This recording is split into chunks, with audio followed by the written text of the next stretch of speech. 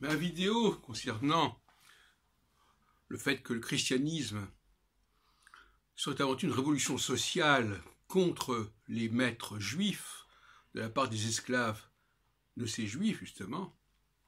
Et je rappelle que la notion d'esclave, on la retrouve déjà au chapitre 2 de la Genèse. Qu'est-ce que la Isha, qui est créée à partir d'Adam, sinon une esclave, une aide? Qu'est-ce que c'est qu'une aide? Un auxiliaire, c'est un esclave. Qu'est-ce que c'est un outil? C'est un esclave. Donc il faut employer le mot esclave évidemment dans un sens très large. Et bien entendu, dans le décalogue, on a aussi, bien entendu, question aussi des esclaves qui doivent respecter le Shabbat, et puis de la maison du prochain, dont on ne doit pas convoiter les esclaves, les serviteurs et les servantes. Alors quelqu'un me répond, mais cher monsieur Heilbronn, Saint Paul n'était pas un esclave, et pourtant il a rejoint le christianisme.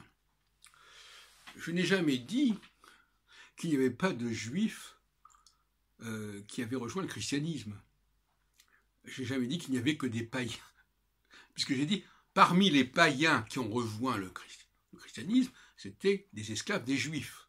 Mais je n'ai jamais dit qu'il n'y avait que des païens qui avaient rejoint le christianisme. Donc il y a des gens qui font exprès de ne pas comprendre ce qu'on dit.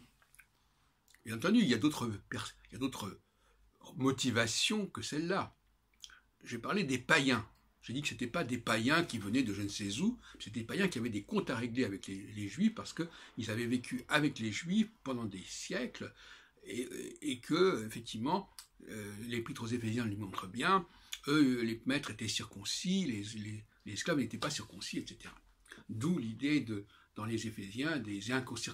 Donc voilà, de la dialectique entre circoncis et incirconcis. Donc on ne fait pas dire ce que je n'ai pas dit.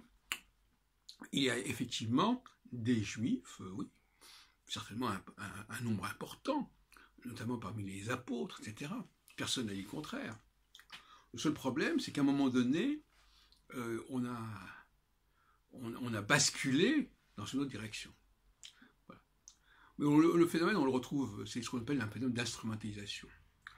Quand on veut augmenter les troupes, eh bien, souvent on dévie de sa trajectoire initiale. Ou bien on est récupéré par d'autres enjeux. Par exemple, dans le cas du sionisme, de Herzl, lui, il voulait a priori,